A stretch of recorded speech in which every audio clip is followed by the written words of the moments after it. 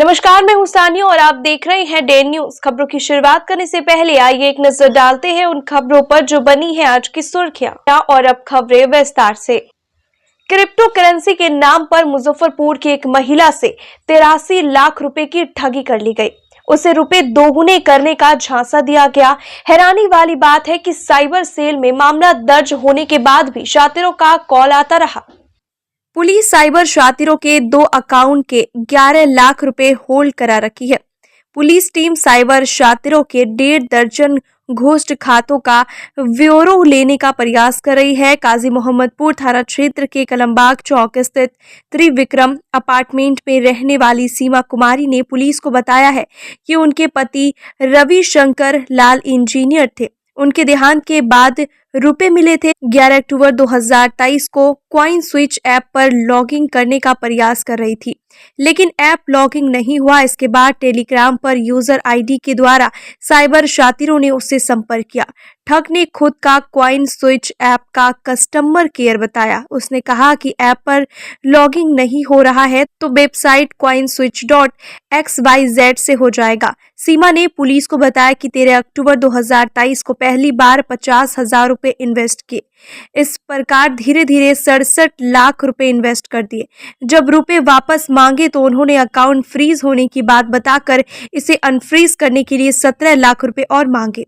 यह राशि भेजने के बाद भी अकाउंट अनफ्रीज नहीं हुआ। इस तरह झांसा देकर उसने 83 लाख रुपए मांग लिए। इसके बाद ठग ने कॉल उठाना बंद कर दिया। साइबर ठगी का एहसास होने के बाद नेशनल साइबर पोर्टल के नंबर 1930 पर कॉल कर शिकायत दर्ज कराई।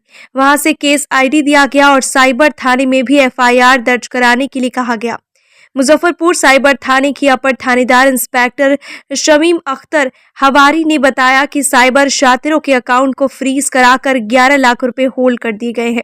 शातिरों ने दर्जनों खातों में रुपए स्थानांतरित किए हैं। उनके घोस्ट खातों का ब्यौरो लिया जा रहा है। इसमें है 66 लाख का फ्रॉड है इसके साथ। ये अब अक्टूबर माह से ही मतलब कई किस्त में पैसा दे दिए है। पैसा कैसे करके दिए? जैसे इसको लोन दिया गया, ठीक है, और उसी में ये अपना मतलब 10% इंटरेस्ट के लिए अपना देते गई पैसा उसमें। इस तरह से 66 लाख रुपया कई किस्त में दे दी है ये। और हम लोग इसमें 10 लाख के लगभग पैसा होल्ड करवाए हैं जितना हो सका। अच्छा, क्या लिंक वगैरह भी आता था टेलीग्राम पर? हाँ, टेलीग्राम पे ही इसको लिंक आया और उस पर इसको जो इंटरेस्ट मिलता था वो शो होता था। बिटकॉइन के नाम पर ही मतलब? हाँ हाँ हाँ हाँ। कुल कितनी राशि थी? 66 लाख। 66 लाख। 83 लाख की जो बात की जा रही है वो कंप्लेन? नहीं, 66 लाख है। 66 लाख। क्या कार्रवाई कर रहे हैं मैडम इसमें? अग्रता जांच की कार्रवाई की जा रही है। शिक्षा विभाग के अपर मुख्य सचिव के पाठक अपने फैसलों को लेकर हमेशा चर्चा में रहते हैं। छुट्टी से वापस आने के बाद कड़ाके की ठंड में भी स्कूलों को खुलवाने का आदेश देने के कारण एक बार फिर सुर्खियों में है। मुजफ्फरपुर में एक स्कूली छात्र की मौत के बाद अब उनकी मुश्किलें बढ़ती नजर आ रही है। मुजफ्फरपुर के सीजेएम कोर्ट में उनके खिलाफ परिवाद दायर किया गया है। इस परिवाद में आईएएस के पाठक पर कई गंभीर आरोप लगाए हैं। अधिवक्ता सुशील कुमार सिंह ने के पाठक, शिक्षा विभाग के संयुक्त सचिव कन्हैया प्रसाद श्रीवास्तव और मुजफ्फरपुर के जिला शिक्षा पदाधिकारी अजय कुमार सिंह के खिलाफ दायर परिवाद में राघोपुर मझौली के उत्क्रमित विद्यालय के छात्र 14 वर्षीय मोहम्मद कुर्बान की ठंड से मौत के लिए जवाबदेह बताते हुए आईपीसी की धारा 304A के तहत परिवाद दायर किया गया है। सीजेएम कोर्ट ने परिवाद को स्वीकार करते हुए सुनवाई की अगली तिथि 3 फरवरी को सुनिश्चित की है। अधिवक्ता सुशील कुमार सिंह का कहना है कि ठंड को लेकर स्कूल बंद थे। के पाठक के एक आदेश पर इस ठंड में भी बच्चे स्कूल जाने को मजबूर है, जिसका परिणाम कुर्बान की मौत हुई है। जो है बिहार में ठंड का रिकॉर्ड जो है काफ़ी टूटा है, कई वर्षों का रिकॉर्ड टूटा है। और इतनी ठंड में ये जो है एक बच्चे मोहम्मद कुर्बान की मृत्यु हो गई है बोचहां राघो मझौली स्कूल में। और ये जो है इस मृत्यु के लिए जो है जिम्मेवार और ये लापरवाही जिन पदाधिकारियों की हैं उनके विरुद्ध हमने आज माननीय न्यायालय में मुकदमा दर्ज कराया है। वो पदाधिकारी जो हैं के पाठक अपर मुख्य सचिव बिहार शिक्षा विभाग, कन्हैया प्रसाद श्रीवास्तव संयुक्त सचिव शिक्षा विभाग बिहार सरकार एवं अजय कुमार सिंह डीईओ जो हैं मुजफ्फरपुर जिला शिक्षा पदाधिकारी हैं, उनके विरुद्ध जो है हमने धारा 304(a) के तहत जो है मुकदमा दर्ज कराया है। देखिए, बिहार के स्कूलों में कौन बच्चे पढ़ते हैं? जो बिल्कुल गरीब तबके के लोग हैं, जिनके तन पर सही से कपड़ा और जूता या गर्म कपड़े जो जिनका हैसियत नहीं है, वे लोग जो है पढ़ते हैं। और उन लोग को इस चीज़ का ध्यान रखते हुए इन जो अभियुक्तगण हैं, इनकी लापरवाही बिल्कुल इसमें साफ स्पष्ट है। इन लोगों को देखना चाहिए था, क्योंकि ये लोग तो खुद चलते हैं पैक गाड़ियों में। ये लोग जो हैं इन गरीबों का जो स्थिति है उससे कोई वास्ता इनको है नहीं। और ये लोग ये जो है क्या डायरेक्शन साफ स्पष्ट स्कूलों में दिए हुए थे, जो बच्चे की उपस्थिति बिल्कुल एकदम होनी चाहिए, नहीं तो उनका नाम काट दिया जाएगा। और इस डर से जो है बच्चे स्कूल से अनुपस्थित नहीं हो रहे थे। परिजन भी जो है उनके जबरदस्ती बच्चों को भेज रहे थे बगैर ठंड के परवाह किए हुए। और इसी का परिणाम जो है कि ये बच्चे की मृत्यु हो गई है और गायघाट में एक छात्रा बेहोश हो गई है। इस तरह की कई स्कूलों में हुई है। मामला स्वीकार कर लिया है। हाँ, ये मामला जो है न्यायालय द्वारा स्वीकार कर लिया गया है। अगली तारीख 3/2/24 को फिक्स की गई है। अगर मामले को न्यायालय में सत्य साबित कर पाते हैं तो कितने दिनों की सजा हो? तो इसमें 2 वर्ष की सजा है। मुजफ्फरपुर में ठंड की वजह से एक स्कूली बच्चे की हुई मौत का मामला तुल पकड़ता जा रहा है। शुक्रवार को भाकपा माले के नगर सचिव सूरज कुमार सिंह ने कहा कि जिलाधिकारी को ज्ञापन सौंपकर पीड़ित परिवार को 10 लाख रुपए मुआवजा देने की मांग की। सूरज कुमार सिंह ने बच्चे की मौत को प्रशासनिक विफलता करार दिया।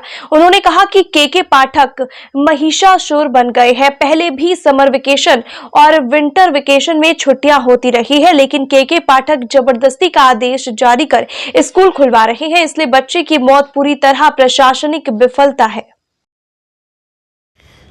जिलाधिकारी से जो आज हम पार्टी के तौर पर मिलने के लिए आए थे कि कल बोछा प्रखंड के अंतर्गत राघव मझौली जो मध्य विद्यालय है, उसके 6ठी में पढ़ने वाले छात्र मोहम्मद कुर्बान की मौत हो गई।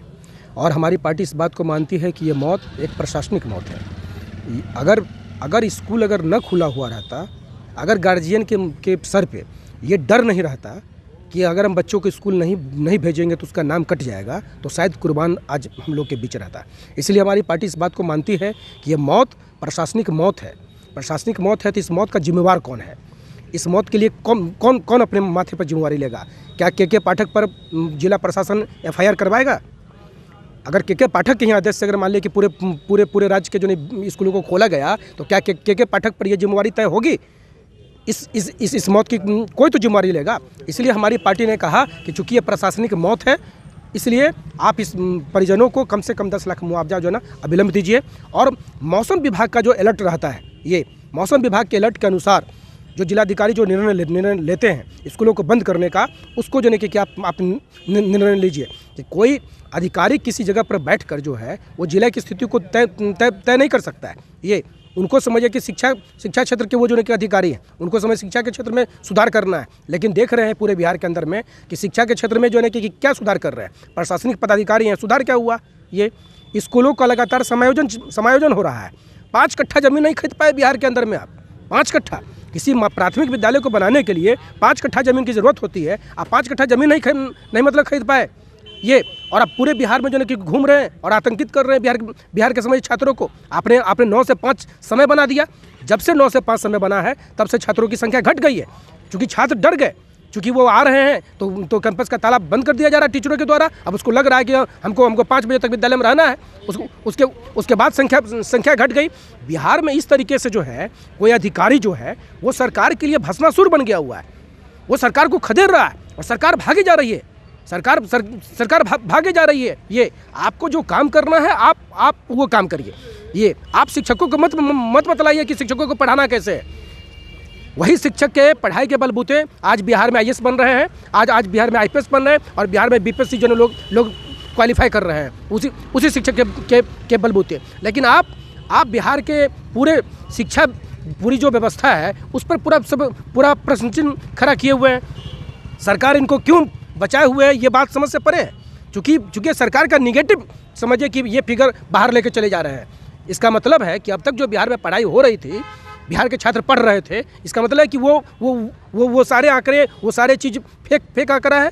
बिहार में प्रत्येक साल 11 लाख 13.5 लाख बच्चा पास आउट करता है। कैसे पास कर रहा है? जब वो पढ़ाई नहीं कर रहा है तो फिर वो पास कैसे हो रहा है? इसीलिए आज हम लोगों ने जिलाधिकारी महोदय को कहा है कि आप उसके परिजन को कम से कम 10 लाख रुपए मुआवजा दीजिए, क्योंकि ये प्रशासनिक मौत है और समझिए इस मौत की जिम्मेवारी प्रशासन को बिल्कुल लेना चाहिए। और ठंड को देखते हुए आप जो है कि छोटे बच्चों की स्कूलों को बंद करिए। इससे संबंधित आज जिलाधिकारी से मिला गया है।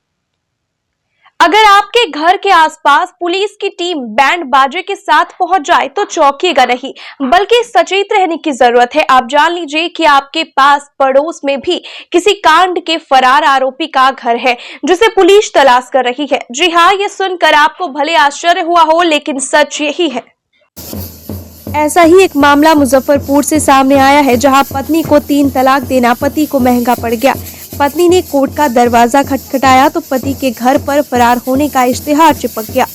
कोर्ट के आदेश की अवहेलना करते हैं तो पति के घर के ऊपर बुलडोजर भी चल सकता है। पुलिस के ढोल नगाड़े को देख लोगों की भीड़ जुटी रही। महिला पति के साथ ही अपना जीवन बसर करना चाह रही है। 2 साल के बाद न्याय की उम्मीद जगी है। पूरा मामला औराई थाना क्षेत्र के महेश स्थान की है, जहां दहेज प्रताड़ना और 3 तलाक को लेकर वर्ष 2022 में महेश स्थान की रविया खातून ने कोर्ट में परिवाद दायर किया। पति नसरुद्दीन हसन पर 3 तलाक देने के साथ प्रताड़ित करने का आरोप लगाया था। उसके बाद नसरुद्दीन विदेश चला गया। उसको एक 3 साल का बेटा है। पति पर दूसरे के साथ अफेयर होने का भी आरोप लगा है।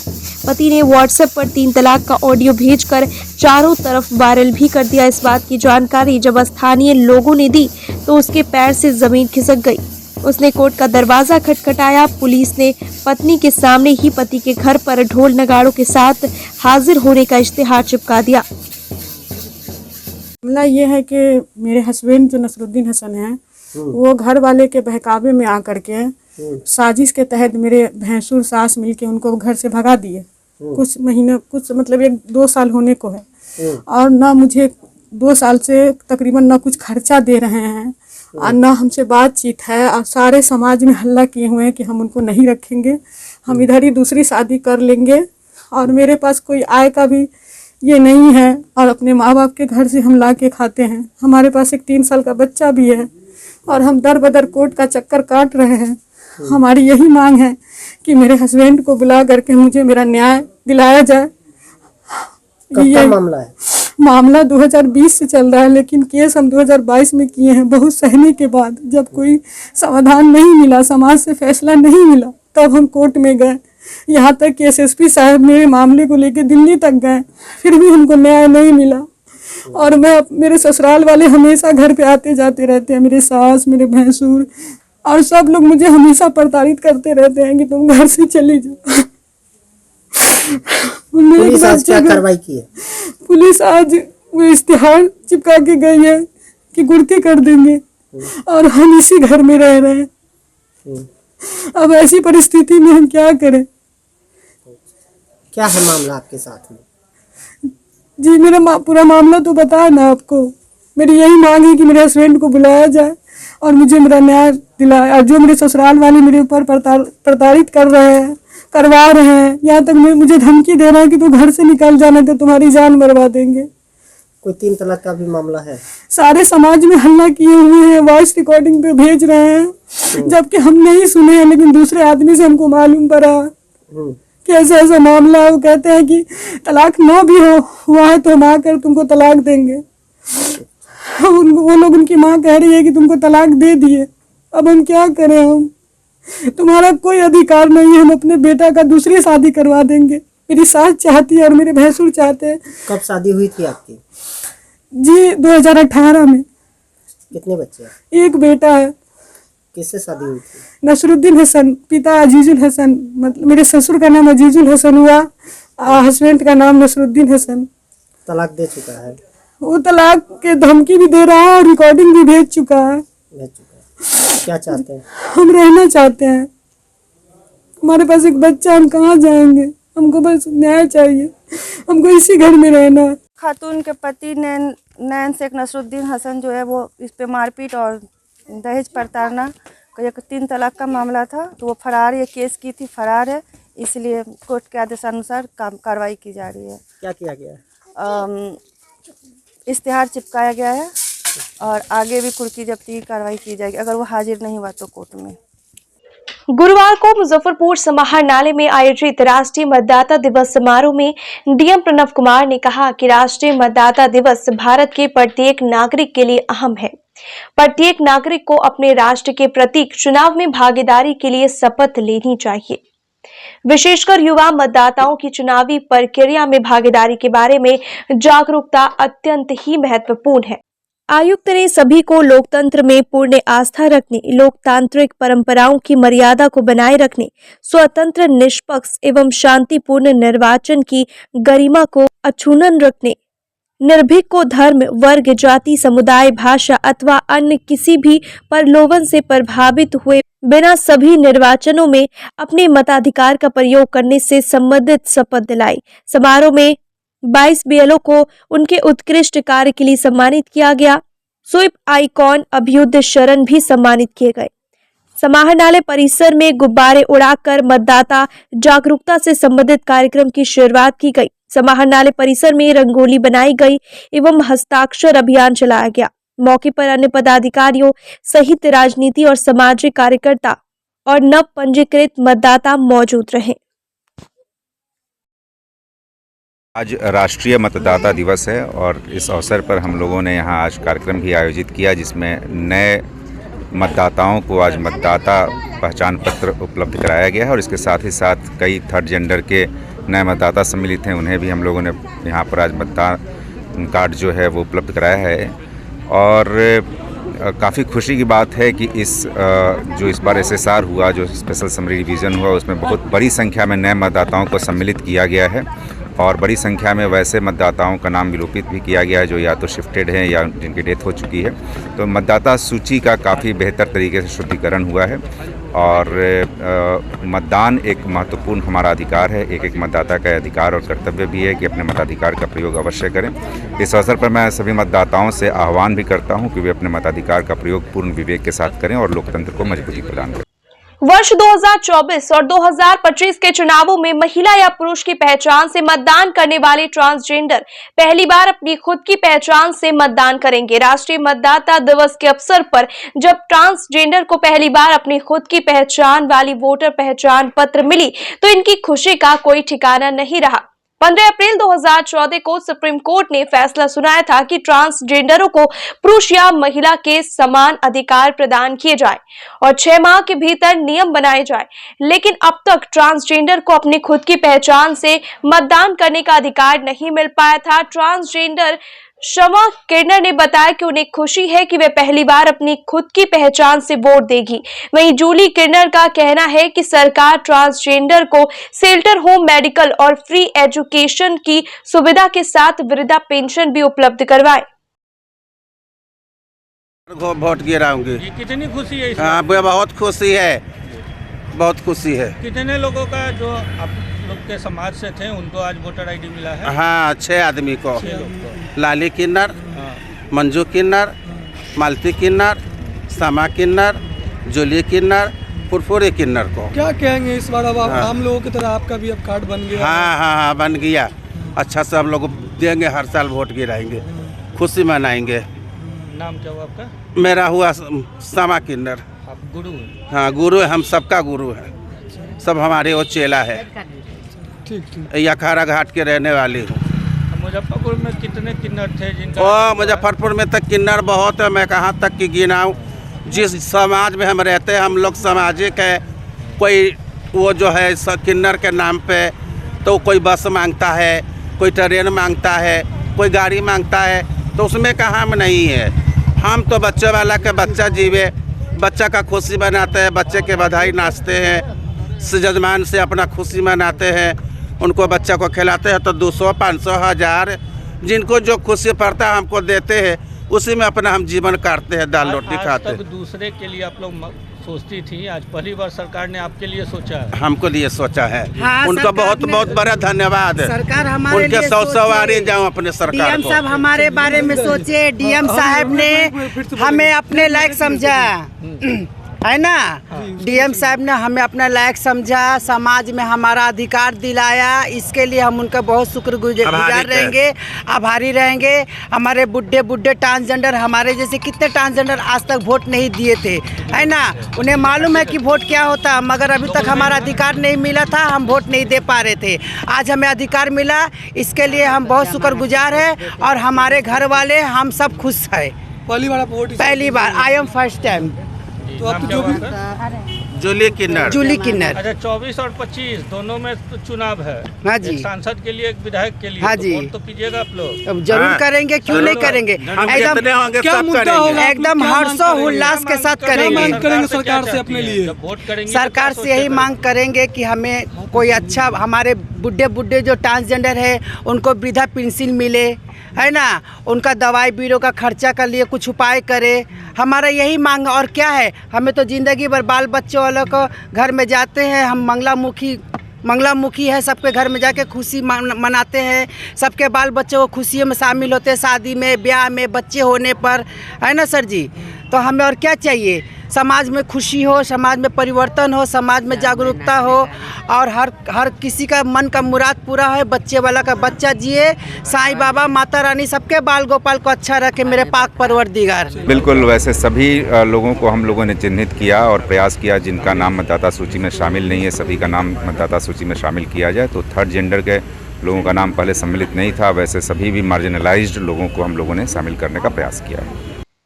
आगामी 3 फरवरी को देवरिया के गंडक परियोजना के मैदान में चिराग पासवान का जनसंवाद कार्यक्रम प्रस्तावित है। कार्यक्रम की सफलता को लेकर राष्ट्रीय लोक जनशक्ति पार्टी रामविलास की ओर से गुरुवार को मुजफ्फरपुर के गोबरसही स्थित एक होटल में बैठक की गई, जिसमें सभी प्रकोष्ठ के जिलाध्यक्ष शामिल होकर कार्यक्रम को सफल बनाने की रणनीति तैयार किया।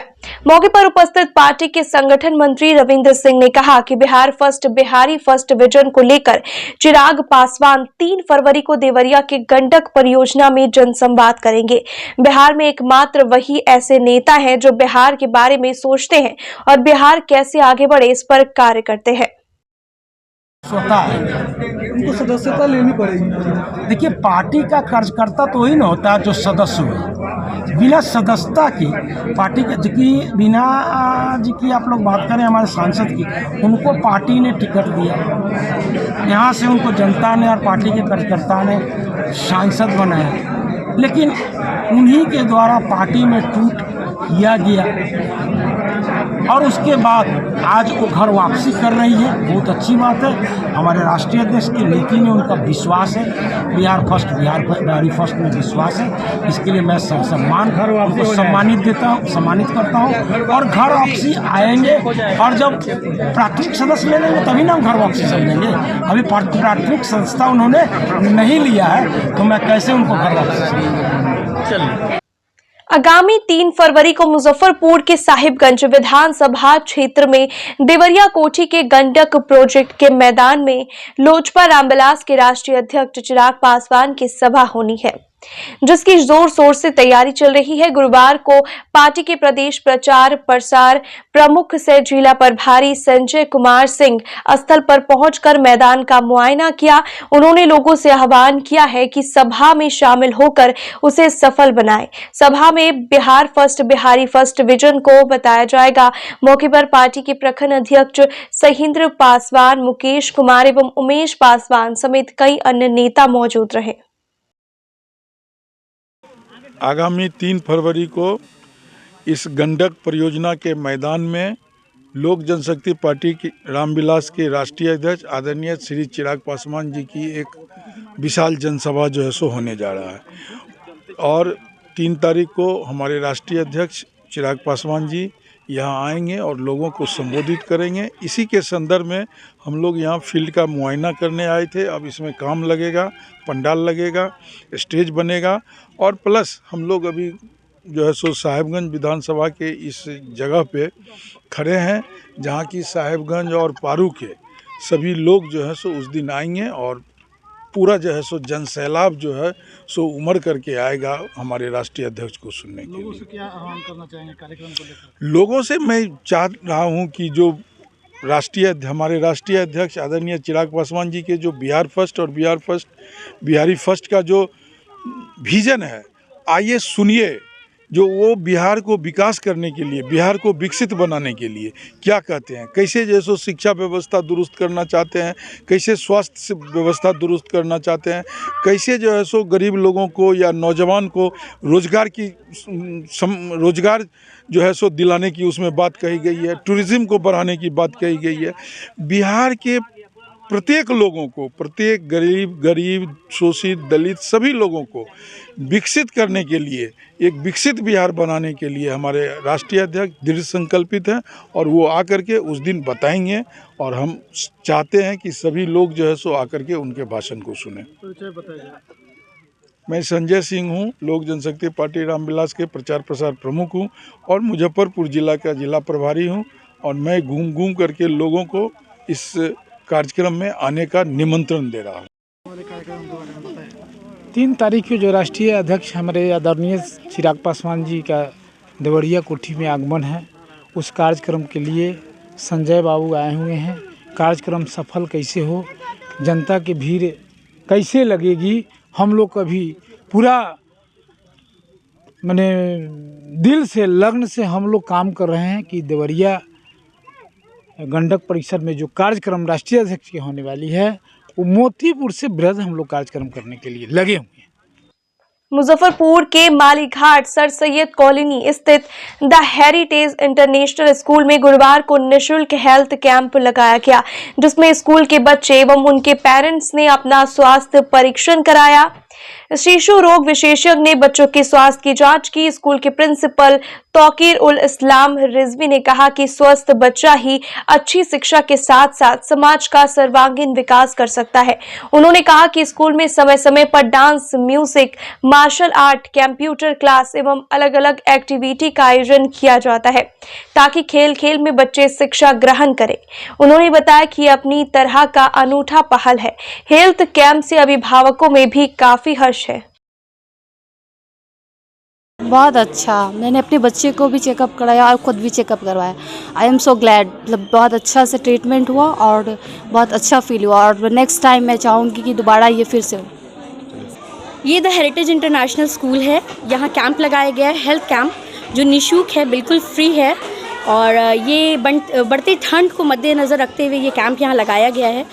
आशर्व हॉस्पिटल की तरफ से ये कैंप है क्योंकि इस ठंड में बच्चों के स्वास्थ्य पे बहुत गहरा असर पड़ सकता है और पड़ता भी है।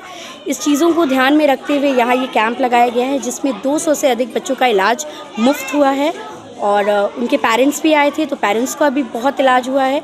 यहाँ ऑर्थोपेडिक हैं और आई स्पेशलिस्ट हैं, जनरल फिजिशियन हैं और भी अधिक सुविधाएँ हैं यहाँ पर। तो ऐसे कैंप लगते रहने चाहिए और आसपास के जितने नागरिक थे उन्होंने भी यहाँ इलाज करवाया है। इस तरह के कैंप लगते रहने चाहिए ताकि जो लोग अपने बढ़ते ज़िंदगी में बहुत बिज़ी रहते हैं, उनको टाइम नहीं मिल पाता डॉक्टर के पास जाने के लिए, इधर उधर जाने के लिए, तो ऐसे आसपास एरिया में ऐसे कैंप लगने से ये फ़ायदा होता है कि वो आते हैं और बहुत कम टाइम में चेकअप करवा के चले जाते हैं। तो डॉक्टर कौन कौन है यहाँ पे? यहाँ पे डॉक्टर हैं, किसके डॉक्टर हैं? ऑर्थोपेडिक हैं और आई स्पेशलिस्ट हैं, आँखों के डॉक्टर और जनरल फिजिशियन हैं। हर डॉक्टर मौजूद है, हर डॉक्टर मौजूद है। आगे भी कैंप जारी रहेगा? बिल्कुल बिल्कुल, ऐसे कैंप लगने भी चाहिए और हमारा पूरा इस चीज़ में समर्थन है। ऐसे कैंप ज़रूर लगता रहे और हमारे स्कूल में भी लगेगा अगर ऊपर वाला चाहेगा तो। हॉस्पिटल जो कि जुरन छपरा में खुला है अभी, उसके तहत हम लोग का यहाँ पे आज फ्री कैंप लगाया गया था हेरिटेज इंटरनेशनल स्कूल में। यहाँ पे जनरल फिजिशियन जो कि मैं ही हूँ, डॉक्टर कन्हैया, और हमारे ऑर्थोपेडिक डॉक्टर भी हैं और आई के भी डॉक्टर हैं। तीनों डिपार्टमेंट के यहाँ पे डॉक्टर हैं और उससे रिलेटेड जो भी पेशेंट आ रहे हैं उनका जो भी समस्या है उसके लिए जो हमारी तरफ से हो सकता है प्रॉपर, वो हम लोग मेडिकेशन उन्हें बता रहे हैं। लगभग कितने बच्चे और पेरेंट्स हैं इलाज? अभी लगभग तो 30-40 पेरेंट्स भी आ चुके हैं, उनके साथ बच्चे भी हैं बहुत सारे। आगे भी ये जारी रहेगा? हाँ, हम लोग के कैंप का जो है हमेशा पूरे शहर में अलग अलग जगहों पे, जैसे कि कहीं स्कूल पे हो गया, कभी किसी और भी जगह पे ऑर्गेनाइज किया जाता है और उसके तहत जो भी हम अपनी तरफ से सुविधा दे सकते हैं पेशेंट को, उसके लिए हम लोग प्रॉपर अपना। आज क्या था कार्यक्रम स्कूल में?